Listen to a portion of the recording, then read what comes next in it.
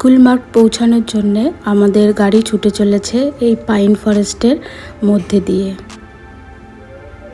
Hello সবাইকে, আমি ইতিকা আর আমার একটা নতুন ব্লগে আপনাদের সবাইকে স্বাগত।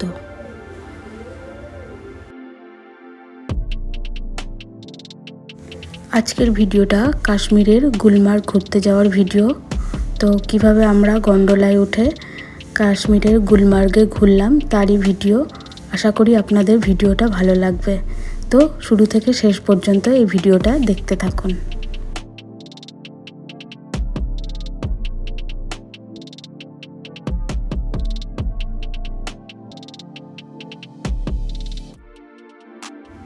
আজকের এই ভিডিওটা একটু বড় হয়ে যাবে, কারণ গুলমার্গের ফার্স্ট ফেজ সেকেন্ড ফেজ দুটোই একসাথে দেখিয়েছি, তাই এই ভিডিওটা একটু বেশি বড় হয়ে যাবে।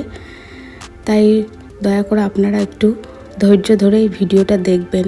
দেখলে আপনাদেরই খুব ভালো লাগবে, কারণ পুরো গুলমার্গ যাওয়ার যে গন্ডোলা রাইড সেটা আমি এখানে তুলে ধরেছি।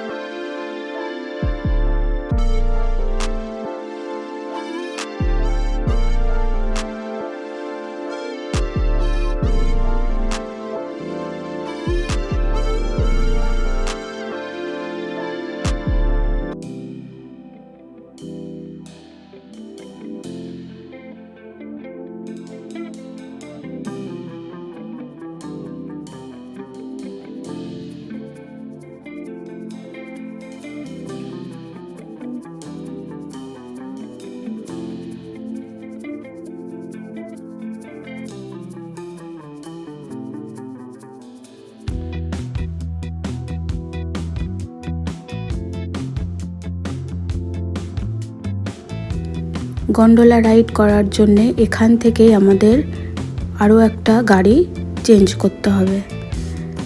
এখান থেকেই অন্য গাড়িতে করে আমরা গুলমার্গের গন্ডোলা রাইড করার জন্যে যেতে পারবো।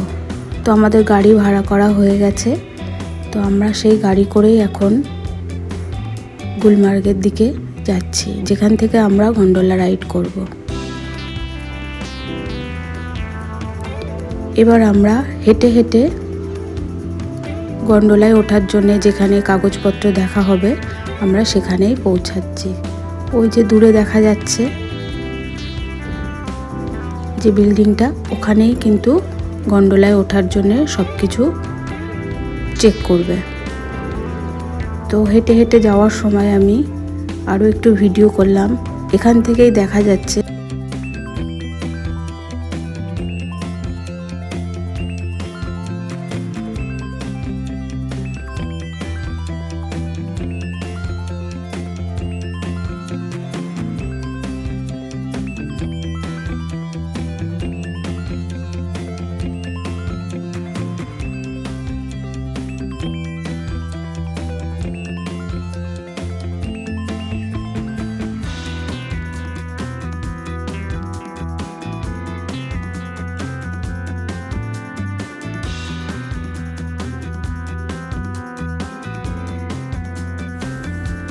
আমাদের সব কিছু চেক করার পর প্রায় ঘন্টাখানেক লাইন দিয়ে দাঁড়িয়ে থাকার পর আমরা গন্ডোলায় উঠেছিলাম, আর আমাদের গন্ডোলা ছেড়ে দিয়েছিল। এইভাবে গন্ডোলায় চড়ে আমরা গুলমার্গের দিকে যাচ্ছি।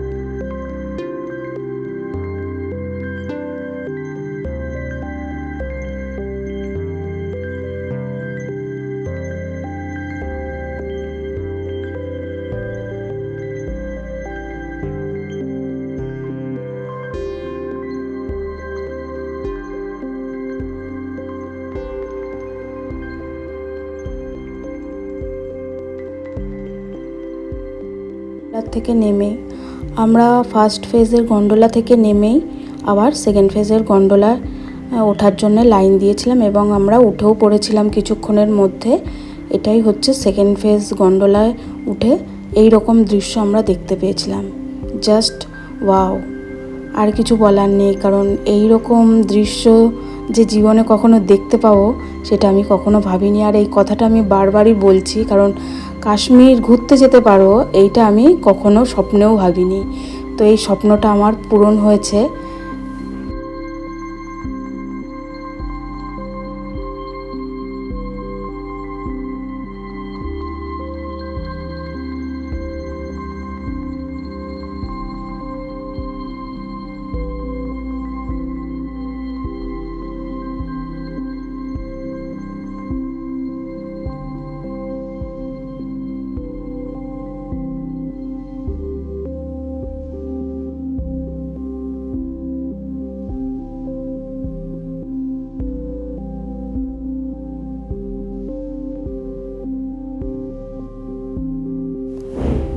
চারিদিকে উঁচু উঁচু পাহাড়, পাইন গাছ, আর তার ওপরে এই রকম বরফ পড়ে সাদা হয়ে রয়েছে। এই রকম দৃশ্য কখনোই আমি ভাবিনি যে নিজের চোখে দেখব। আমি জাস্ট অবাক হয়ে দেখছিলাম যে এরকমও দৃশ্য দেখতে পাবো।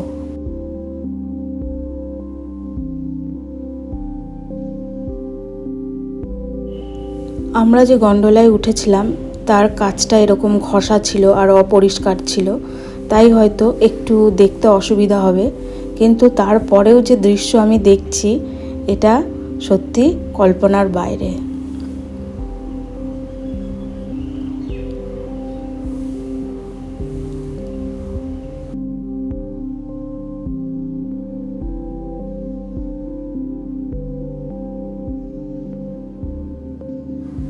গুলমার্গে গিয়ে আমাদের একটু শ্বাসকষ্ট হয়েছিল, তাই বেশিক্ষণ থাকতে পারিনি আর খুব বেশি ছবি ভিডিও করতে পারিনি। শুধুমাত্র এই রোপওয়ে করে যাওয়ার সময় যেটুকুনি আমি ভিডিও করেছি এটাই আমি আমার স্মৃতি হিসাবে ভিডিও করে আমি ইউটিউবে আপলোড করছি। আপনাদের কেমন লাগলো সেটা বলবেন।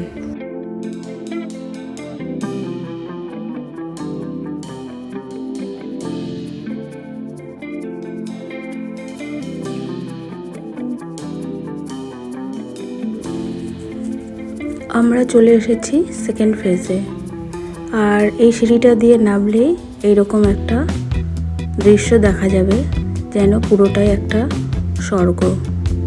তো আমরা সেকেন্ড ফেজে বেশিক্ষণ থাকতে পারিনি, কারণ আমাদের একটু শ্বাসকষ্ট হচ্ছিল, তার জন্যে মিনিট 10 থেকেই আমরা ওখান থেকে আবার গন্ডোলায় করে ফার্স্ট ফেজে চলে আসি। তো যেটুকুনি আমি ভিডিও করতে পেরেছি আপনাদের সাথে সেটাই শেয়ার করলাম।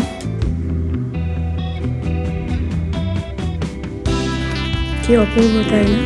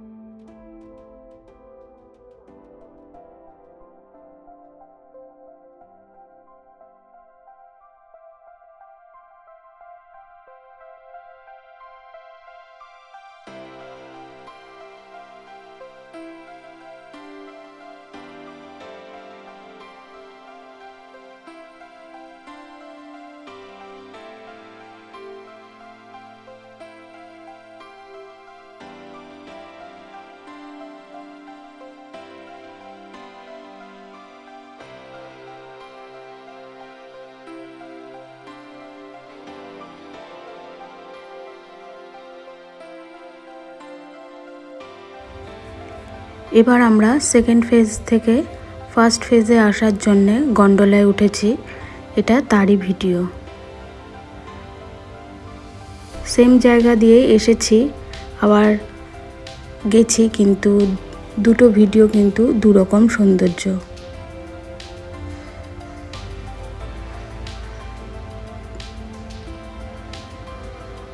পুরো সাদা বরফের চাদরে ঢাকা। ওখানে গেলে কিন্তু সানগ্লাস আর গামবুট এটা মাস্ট, কারণ গামবুট তো বাড়ি থেকে নিয়ে যাওয়া সম্ভব না, ওখানে ভাড়া পাওয়া যায়। আর সানগ্লাসটা নিতেই হবে, কারণ সানগ্লাস না পরলে ওখানে আপনাকে ঢুকতে দেবে না। সানগ্লাস পরে আপনাকে যেতেই হবে, কারণ ওখানে যে বরফের ওপরে সূর্যের রশ্মিটা এসে পড়বে, সেটা যদি চোখে পড়ে তাহলে কিন্তু চোখের ক্ষতি হতে পারে। তাই সানগ্লাস আর সঙ্গে অল্প কর্পূর নিয়ে যাবেন, কারণ ওখানে গেলে শ্বাসকষ্ট হয়। সেই শ্বাসকষ্ট যখন শুরু হয় তখন একটু কর্পূর নাকের কাছে নিলে সেই শ্বাসকষ্টটা বন্ধ হয়ে যায়। আমাদের সাথে গন্ডোলায় ওঠার পর প্রথমে একটু ভয় করছিল, তারপরে যখন ধীরে ধীরে এত সুন্দর দৃশ্য দেখতে দেখতে যাচ্ছিলাম তখন ভুলেই গেছিলাম যে আমি কোনো রোপওয়েতে আছি অনেকটা উঁচুতে, যেখান থেকে পড়ে গিয়ে কোনো দুর্ঘটনাও ঘটতে পারে। কিছুই মনে ছিল না, বাইরে এত সুন্দর দৃশ্য দেখছিলাম। আর যেতে যেতে গন্ডোলাটা দুই একবার থেমেও গেছিলো, তখন একটু ভয় করছিল যে কি হবে, এখানে আটকেই থাকবো নাকি যেতে পারবো। তারপরে দেখলাম কোনো গোলযোগের জন্যে হয়তো খানিকক্ষণ থেমেছিল, তারপরে আবার চলতে শুরু করে।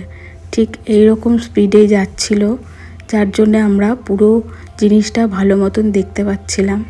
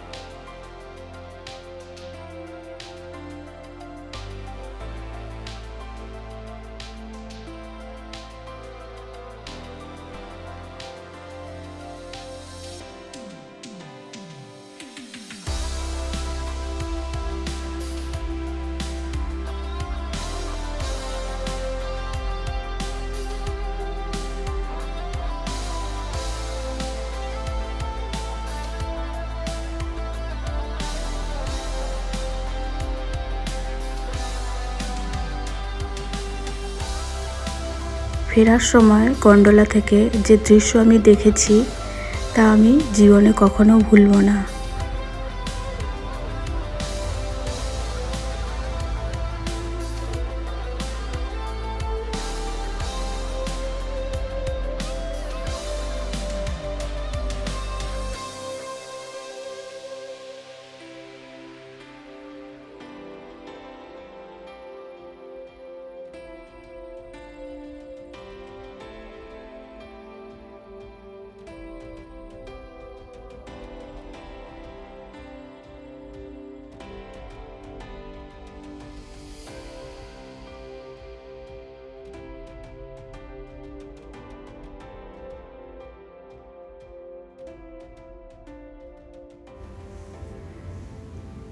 মনে হচ্ছে যেন কেউ ছবি এঁকে রেখে দিয়েছে। কাশ্মীরের এক এক ঋতুতে এক এক রকম রূপ। আমরা যখন গেছি তখন সবে বরফ গলতে শুরু করেছে, তাই একরকম রূপ। আবার যখন মে জুন মাসে যাবেন তখন কিন্তু তার আর এক রকম রূপ, পুরো সবুজ। আর যখন ডিসেম্বর জানুয়ারিতে যাবেন তখন সেখানে কিন্তু শুধু বরফ আর বরফ। তো আমরা গিয়ে বরফ আর বরফ দেখতে পারিনি, তবু যেটুকুনি দেখেছি সেটা অনেক।